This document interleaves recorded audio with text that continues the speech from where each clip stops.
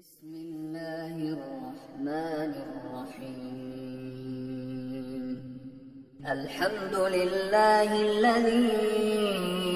أنزل على عبده الكتاب ولم يجعل له عوجا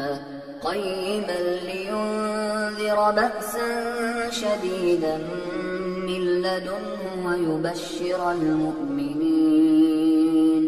ويبشر المؤمنين الذين يعملون الصالحات أن لهم أجرا حسنا ماكثين فيه أبدا وينذر الذين قالوا اتخذ الله ولدا ما لهم به من علم ولا لآبائهم كبرت كلمة تخرج من أفواههم إن يقولون إلا كذبا فلعلك باخع نفسك على آثارهم إن لم يؤمنوا بهذا الحديث أسفا إنا جعلنا ما على الأرض زينة لها لنبلوهم أيهم أحسن عملا وإنا لجاعلون ما عليها صعيدا جرزا أم حسبت أن أصحاب الكهف والرقيم كانوا من آياتنا عجبا إذ أوى الفتية إلى الكهف فقالوا ربنا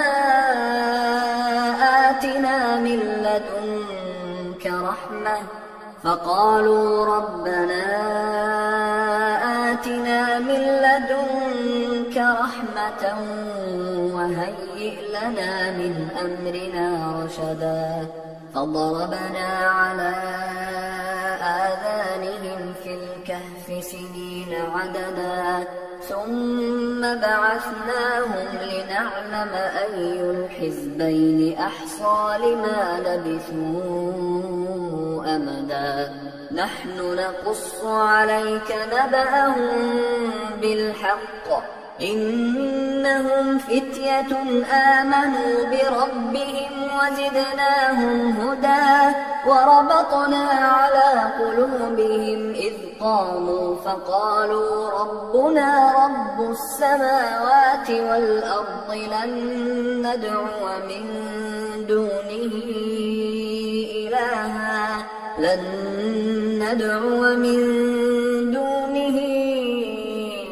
إلها لقد قلنا إذا شططا هؤلاء قومنا اتخذوا من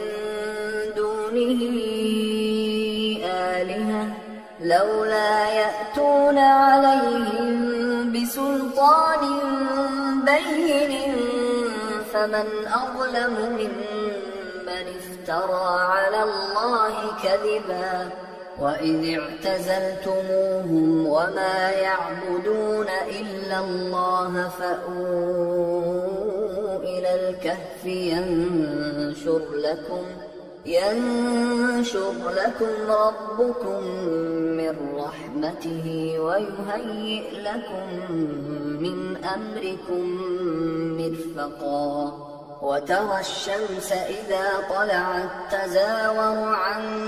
كهفهم ذات اليمين وإذا غربت تقرضهم ذات الشمال وهم في فجوة منه ذلك من آيات الله من يهد الله فهو المهتد ومن يضلل فلن تجد له وليا مرشدا وتحسبهم أيقاظا وهم رقود ونقلبهم ذات اليمين وذات الشمال وكلبهم باسط ذراعيه بالوصيد لو اطلعت عليهم لوليت منهم فرارا ولملئت منهم رعبا وكذلك بعثناهم ليتساءلوا بينهم قال قائل منهم كم لبثتم قالوا لبثنا يوما أو بعض يوم قالوا ربكم أعلم بما لبثتم فابعثوا أحدكم بورقكم هذه إلى المدينة فلينظر أيها أزكى طعاما فليأتكم برزق منه وليتلطف ولا يشعرن بكم أحدا إنهم إن يظهروا عليكم يرجموكم أو يعيدوكم في ملتهم ولن تفلحوا إذا أبدا وكذلك أعثرنا عليهم ليعلموا أن وعد الله حق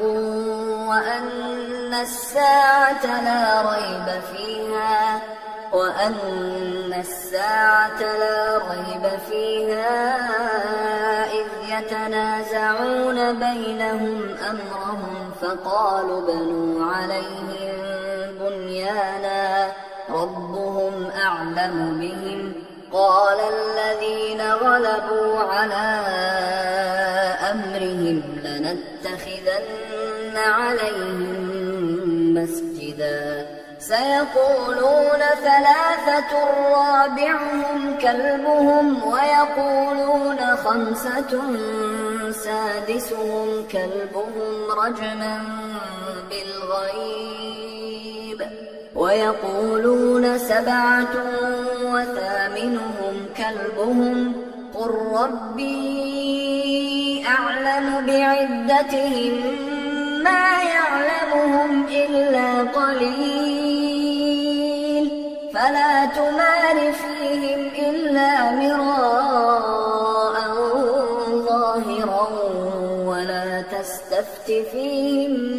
منهم أحدا ولا تقولن لشيء إني فاعل ذلك غدا إلا أن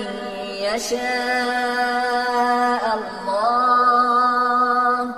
واذكر ربك إذا نسيت وقل عسى أن يهديني ربي لأقرب من هذا رشدا ولبثوا في كهفهم 300 سنين وازدادوا 9 قل الله أعلم بما لبثوا له غيب السماوات والأرض أبصر به وأسمع ما لهم من دونه من ولي ولا يشرك في حكمه أحدا واتل ما أوحي إليك من كتاب ربك لا مبدل لكلماته ولن تجد من دونه ملتحدا واصبر نفسك مع الذين يدعون ربهم بالغداة والعشي يريدون وجهه ولا تعد عيناك عنهم تريد زينة الحياة الدنيا ولا تطع من أغفلنا قلبه عن ذكرنا واتبع هواه وكان أمره فرطا وقل الحق من ربكم فمن شاء فليؤمن ومن شاء فليكفر إنا أعتدنا للظالمين نارا أحاط بهم سرادقها وإن يستغيثوا يغاثوا بماء كالمهل يشوي الوجوه بئس الشراب وساءت مرتفقا إن الذين آمنوا وعملوا الصالحات إنا لا نضيع أجر من أحسن عملا أولئك لهم جنات عدن تجري من تحتهم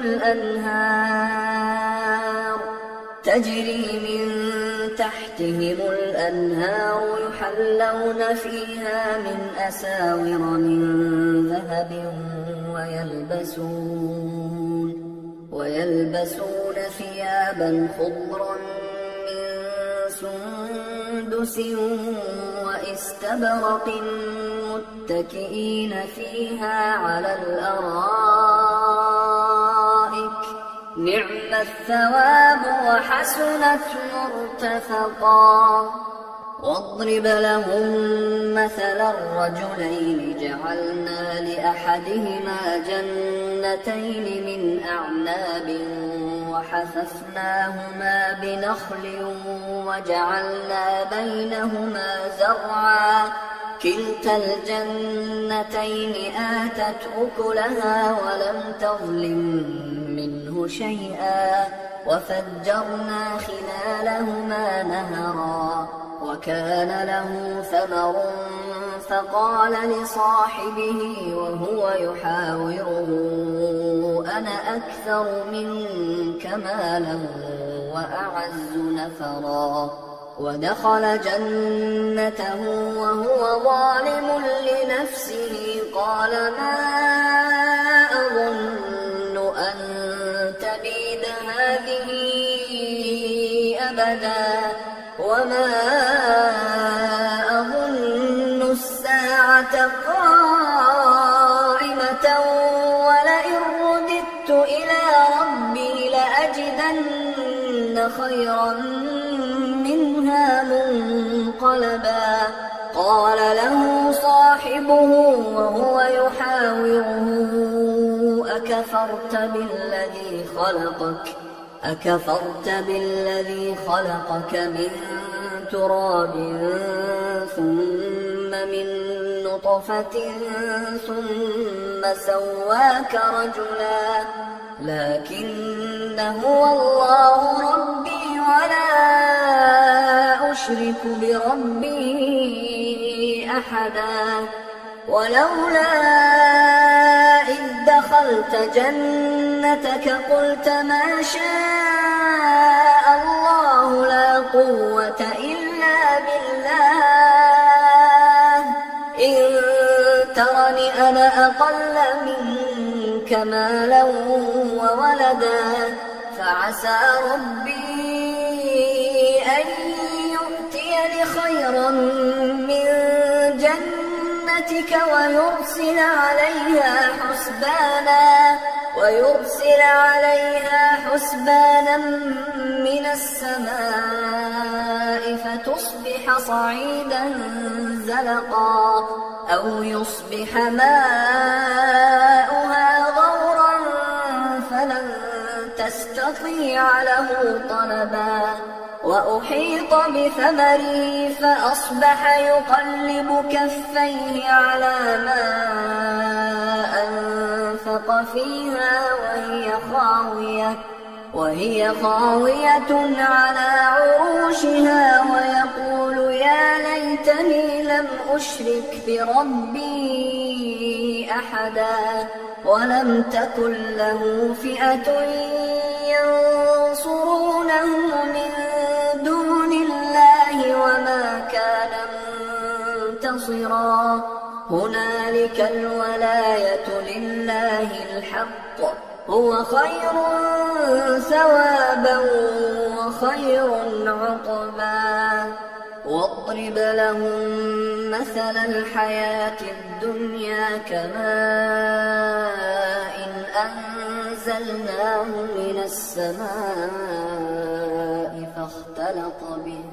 فاختلط به نبات الأرض فأصبح هشيما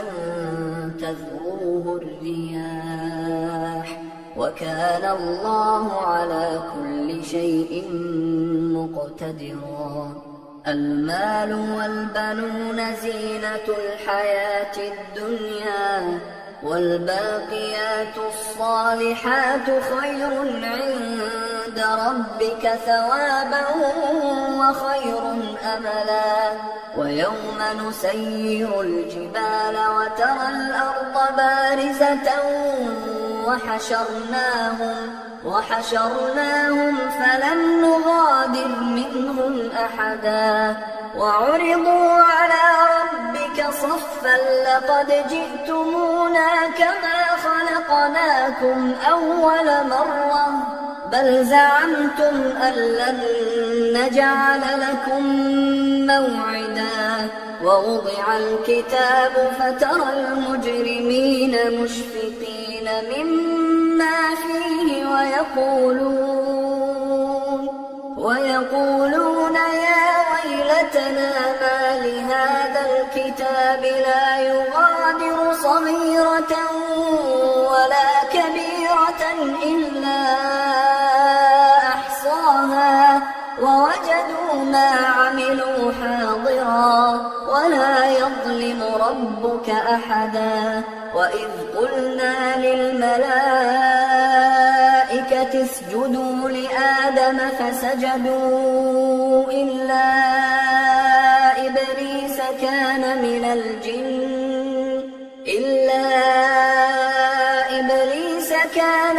الجن ففسق عن أمر ربه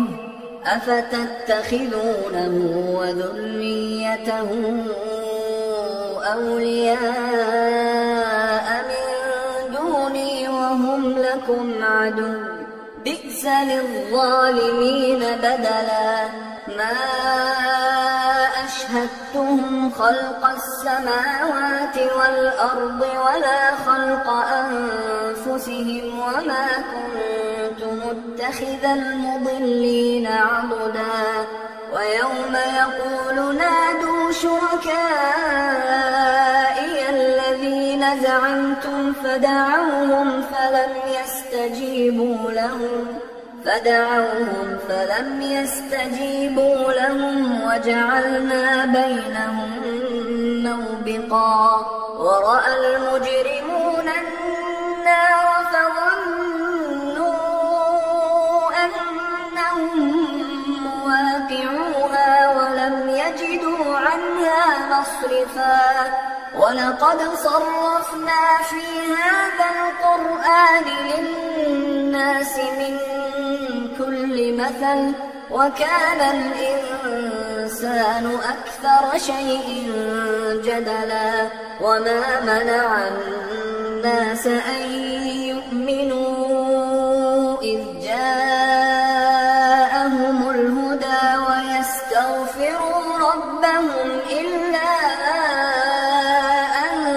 تأتيهم سنة الأولين أو يأتيهم العذاب قبلا. وما نرسل المرسلين إلا مبشرين ومنذرين ويجادل الذين كفروا بالباطل ليدحضوا به الحق واتخذوا آياتي وما أنذروا هزوا. ومن أظلم ممن ذكر بآيات ربه فأعرض عنها ونسي ما قدمت يداه إنا جعلنا على قلوبهم أكنة أن يفقهوه وفي آذانهم وقرا وإن تدعوهم إلى الهدى فلن يهتدوا إذا أبدا. وربك الغفور ذو الرحمة لو يؤاخذهم بما كسبوا لعجل لهم العذاب بل لهم موعد لن يجدوا من دونه موئلا. وتلك القرى أهلكناهم لما ظلموا وجعلنا لمهلكهم موعدا وإذ قال موسى لفتاه لا أبرح حتى أبلغ مجمع البحرين أو أمضي حقبا فلما بلغا مجمع بينهما نسيا حوتهما فاتخذ سبيله في البحر سربا فلما جاوزا قال لفتاه آتنا غداءنا لقد لقينا من سفرنا هذا نصبا قال أرأيت إذ أوينا إلى الصخرة فإني نسيت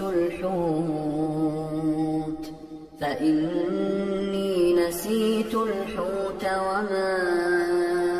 أنسانيه إلا الشيطان أن أذكره واتخذ سبيله في البحر عجبا قال ذلك ما كنا نبغي فارتدا على آثارهما قصصا فوجدا عبدا من عبادنا آتيناه رحمة من عندنا وعلمناه من لدنا علما قال له موسى هل أتبعك على أن تعلمني مما علمت رشدا قال إنك لن تستطيع معي صبرا وكيف تصبر على ما لم تحط به خبرا قال ستجدني إن شاء الله صابرا ولا أعصي لك أمرا قال فإن اتبعتني فلا تسألني عن شيء حتى أحدث لك منه ذكرا فانطلقا حتى إذا ركبا في السفينة خرقها قال أخرقتها لتغرق أهلها لقد جئت شيئا إمرا قال ألم أقل إنك لن تستطيع معي صبرا قال لا تؤاخذني بما نسيت ولا ترهقني من أمري عسرا فانطلقا حتى إذا لقيا غلاما فقتله قال أقتلت نفسا زكية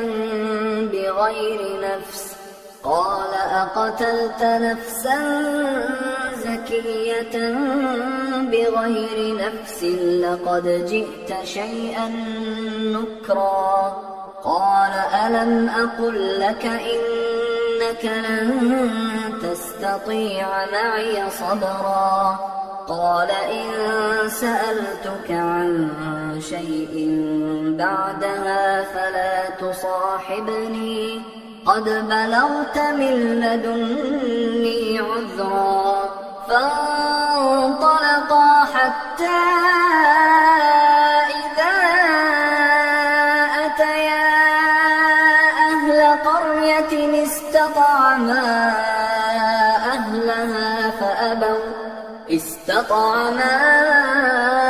أهلها فأبوا أن يضيفوهما فوجدا فيها جدارا يريد أن ينقض فأقامه قال لو شئت لاتخذت عليه أجرا قال هذا فراق بيني وبينك سأنبئك بتأويل ما لم تستطع عليه صبرا أما السفينة فكانت لمساكين يعملون في البحر فأردت أن أعيبها وكان وراءهم ملك يأخذ كل سفينة غصبا. وأما الغلام فكان أبواه مؤمنين فخشينا أن يرهقهما طغيانا وكفرا فأردنا أن يبدلهما ربهما خيرا منه زكاة وأقرب رحما. وأما الجدار فكان لغلامين يتيمين في المدينة وكان تحته كنز لهما وكان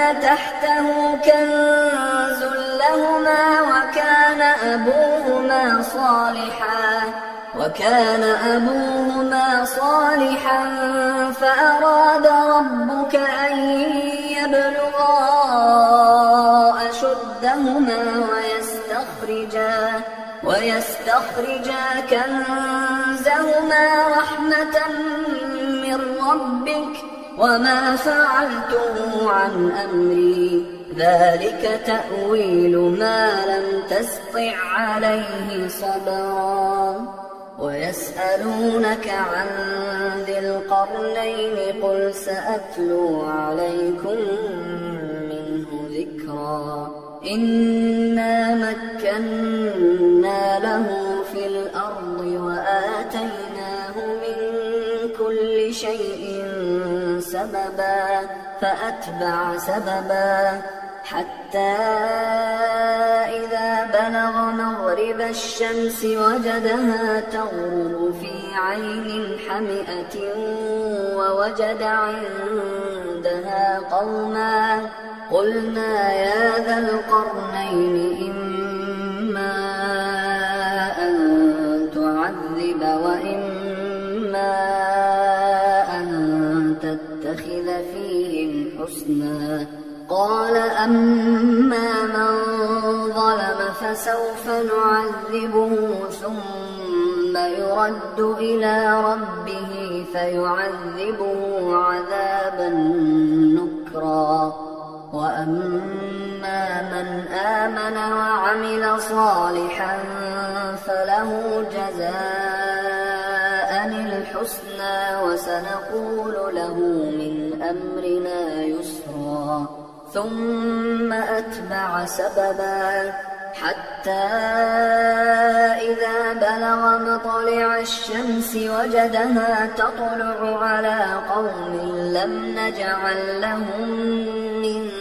دونها سترا. كذلك وقد أحطنا بما لديه خبرا. ثم أتبع سببا حتى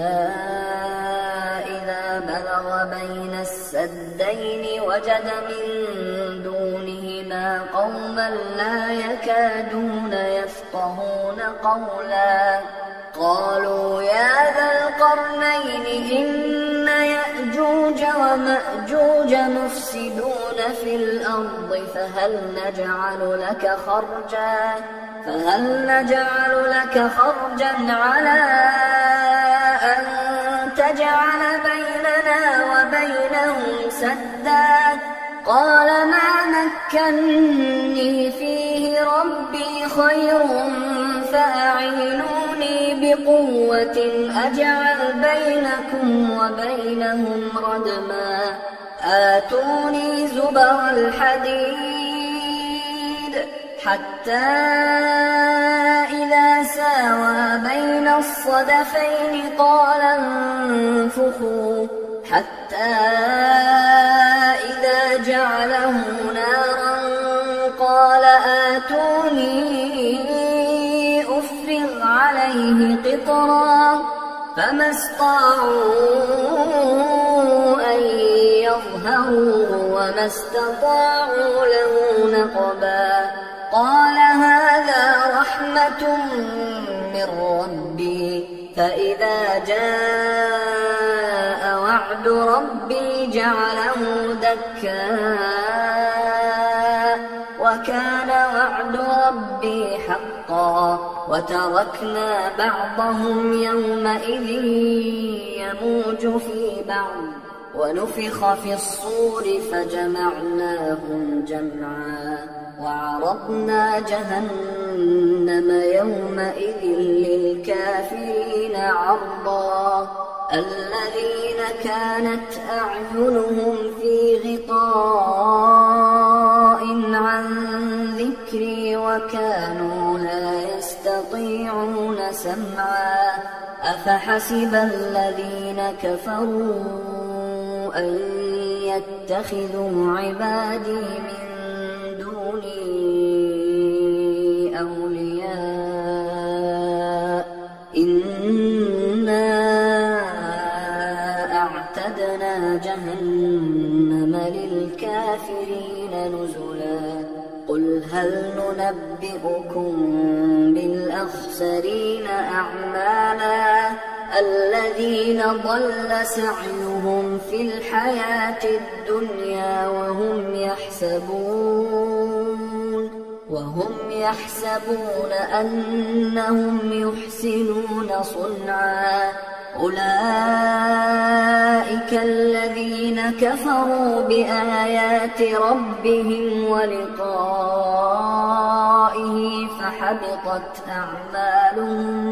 فحبطت أعمالهم فلا نقيم لهم يوم القيامة وزنا ذلك جزاؤهم جهنم بما كفروا واتخذوا آياتي ورسلي هزوا إن الذين آمنوا وعملوا الصالحات كانت لهم جنات الفردوس نزلا خالدين فيها لا يبغون عنها حولا قل لو كان البحر مدادا لكلمات ربي لنفد البحر قبل أن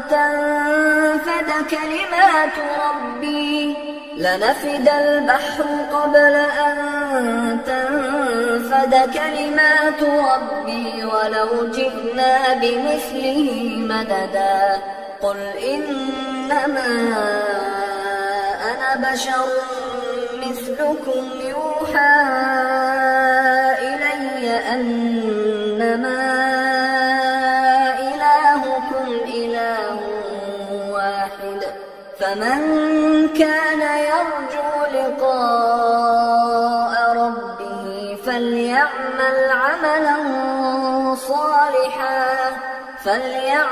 عملا